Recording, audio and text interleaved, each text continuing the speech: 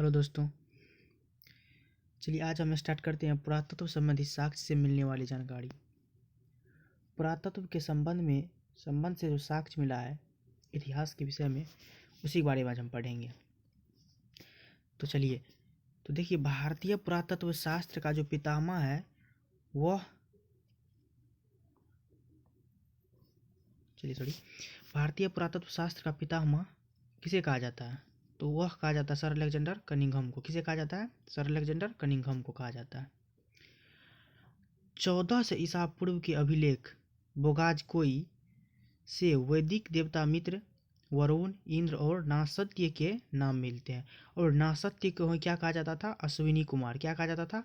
अश्विनी कुमार। नासत्य को क्या कहा जाता था? अश्विनी कुमार।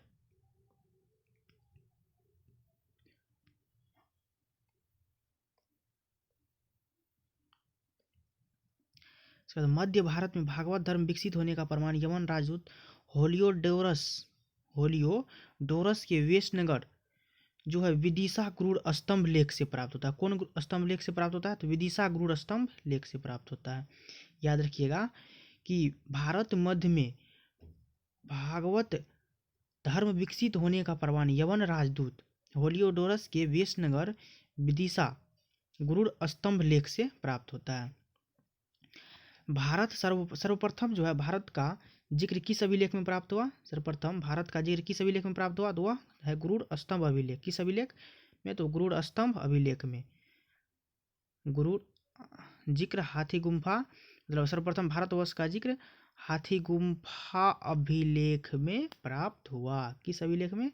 हाथी गुम्फा अभिलेख में प्राप्त हुआ। उसके बाद सर्वप्रथम दुर्भिक्ष का जानकारी देने वाला अभिलेख सहगौरा अभिलेख है। सर्वप्रथम जो है दुर्भिक्ष का जानकारी देने वाला अभिलेख कौन है? सहगौरा अभिलेख। कौन अभिलेख है? सहगौरा अभिलेख।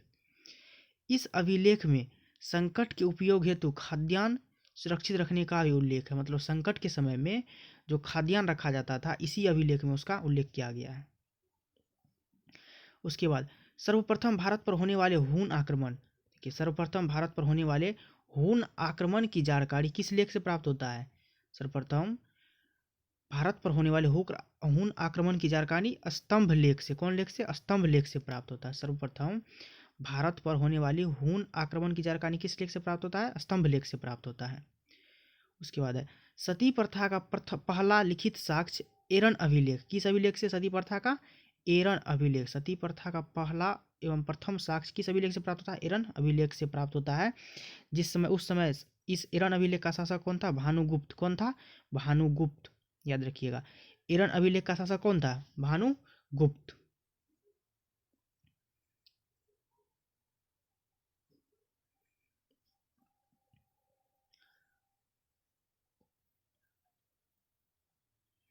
और सातवाहन राजाओं का पूरा इतिहास अभिलेख के आधार पर लिखा गया। किसके आधार पर लिखा गया? सातवाहन राजाओं का पूरा इतिहास अभिलेख के आधार पर ही लिखा गया। सातवाहन राजाओं का पूरा इतिहास अभिलेख के आधार पर लिखा गया है। रेशम बुनकर की श्रेणियों की जानकारी मंदसौर अभिलेख। रेशम बुनकर के श्रेणियों की जानकारी किस अभिलेख से प्राप्त होता है? तो मंदसौर अभिलेख से। किस अभिलेख से? मंदसौर अभिलेख से प्राप्त होता है।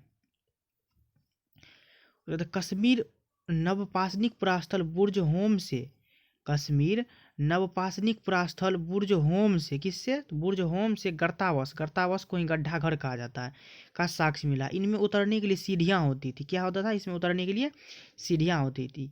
शायद गड्ढा घर उसमें उतरने के लिए सीढ़ियाँ होती ही होगी। उसके बाद प्राचीनतम सिक्कों को आहत सिक्के कहा जाता था। प्राचीनतम सिक्कों को क्या कहा जाता था? आहत सिक्के कहा जाता था। इसी को साहित्य में कासा अर्पण कहा गया। साहित्य में इसी को क्या कहा गया है? कासा अर्पण कहा गया है। सर्वप्रथम लेख लिखने का कार्य यवन शासकों ने किया था। सर्वप्रथम जो है लेख लिखने का कार्य किसने किया था? तो यवन शासकों ने किया था। सर्वप्रथम लेख लिखने का कार्य किसने किया था? तो यवन शासकों ने किया था। समुद्रगुप्त की वीणा बजाती हुई मुद्रा वाले सिक्के से उसके संगीत होने का प्रमाण। तो समुद्रगुप्त जो थे वह बिना बजाती हुई मुद्रा, यानी कि मुद्रा पर बिना बजाती हुई सिक्का वाला सिक्का मुद्रा पर जो है उसका बिना बजाते हुए मतलब मूर्ति का एक चित्र दिया गया है जो उसके संगीत प्रेमी होने का प्रमाण देता है। क्या चीज़ होने का प्रमाण देता है? संगीत प्रेमी होने का प्रमाण देता है।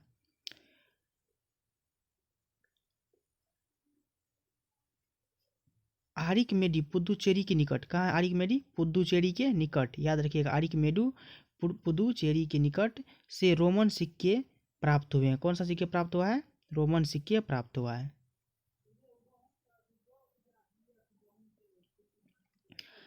सबसे पहले भारत का संबंध, देखिए सबसे पहले भारत का संबंध किससे हुआ था? तो वर्मा से हुआ था। उसके बाद मलाया, फिर उसके बाद कंबोडिया और तब जावा से स्थापित हुआ। किससे हुआ? तब जावा से। सबसे पहले पूछेगा तो वर्मा, उसके बाद मलाया, तब कंबोडिया, उसके बाद जावा से हुआ। और कुछ अभिलेख है और उसका यहाँ पे शासक का नाम दिया गया है। जैसे हाथी गुम्फा अभिलेख के शासक का नाम क्या था? कलिंगराज खारवेल। क्या था? हाथी गुम्फा अभिलेख के शासक का नाम कलिंगराज खारवेल। जूनागढ़ अभिलेख का क्या नाम? जूनागढ़ अभिलेख जो, तो उसका शासक कौन था? रुद्रदामन। कौन था? रुद्रदामन। जूनागढ़ अभिलेख का शासक कौन था? रुद्रदामन। नासिक अभिलेख का शासक कौन था? गौतम बालाश्री। कौन था? गौतम बालाश्री। नासिक अभिलेख का मतलब शासक गौतम बालाश्री नहीं, बलश्री।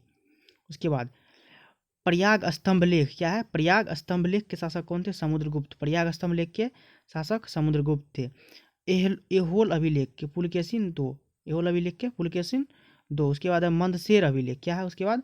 मंदसेर अभिलेख। उसके बाद है मंदसेर अभिलेख। मंदसौर अभिलेख का कौन था? मालवा नरेश यशोवर्मन। कौन था? मालवा नरेश यशोवर्मन। उसके बाद ग्वालियर अभिलेख का कौन था? प्रतिहार नरेश भोज। ग्वालियर अभिलेख का कौन था? प्रतिहार नरेश भोज। भितरी एवं जूनागढ़ अभिलेख का कौन था? तो स्कंद गुप्त। भितरी एवं जूनागढ़ अभिलेख का स्कंद गुप्त। और देवपाड़ा अभिलेख कौन है? देवपाड़ा अभिलेख का बंगाल शासक विजय सेन।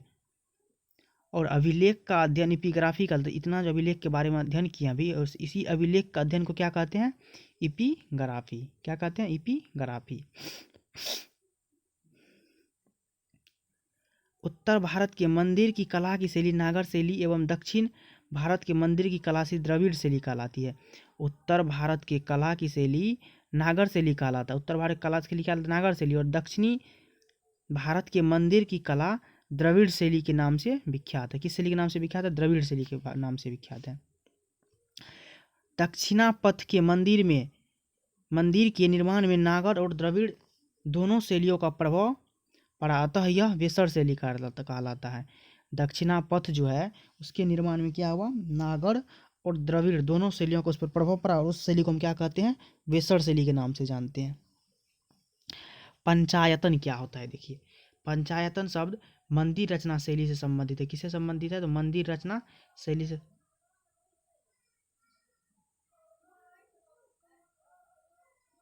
एक हिंदू मंदिर तब पंचायतन शैली कहला। जब मुख्य मंदिर 4 सहायक मंदिर से घिरा होता है तो पंचायत मंदिर वह कहलाता है।